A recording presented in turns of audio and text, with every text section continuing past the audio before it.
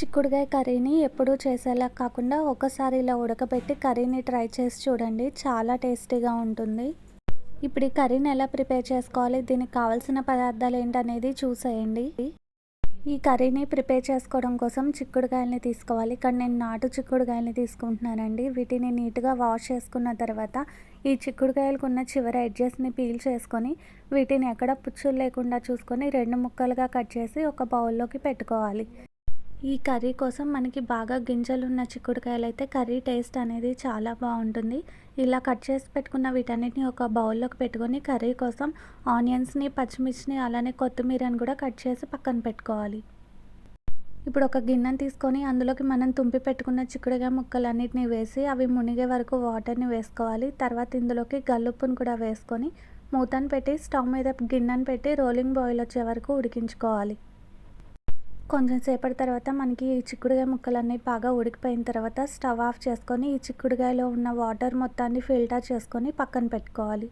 ఇప్పుడు కర్రీ కోసం స్టవ్ మీద కళాయిని పెట్టి ఆయిల్ వేసుకోవాలి. ఆయిల్ హీట్ అయిన తర్వాత తాలింపు గింజలు వేసి ఫ్రై చేసుకోవాలి. ఇవి కొంచెం వేగిన తర్వాత ఇందులోకి ఒక 2 ఎండుమిరపకాయలని తుంపి వేసుకోవాలి. తర్వాత ఉల్లిపాయ ముక్కలు, పచ్చిమిర్చి, అలానే కొంచెం కరివేపాకు వేసి ఫ్రై చేసుకోవాలి.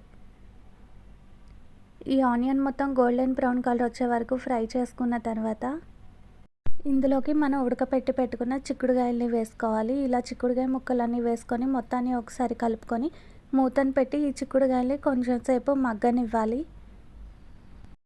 మనం ఆల్రెడీ ఈ చిక్కుడుకాయ ముక్కల్ని ఉడకపెట్టాము కాబట్టి మనకి కర్రీ అనేది ఎక్కువ టైం ఏం పట్టదండి. ఇలా జస్ట్ ఒక 2 మినిట్స్ వరకు ఉడికిన తర్వాత మూతను తీసి ఇందులోకి పసుపుని వేసుకోవాలి. తర్వాత సాల్ట్ వేసుకోవాలి.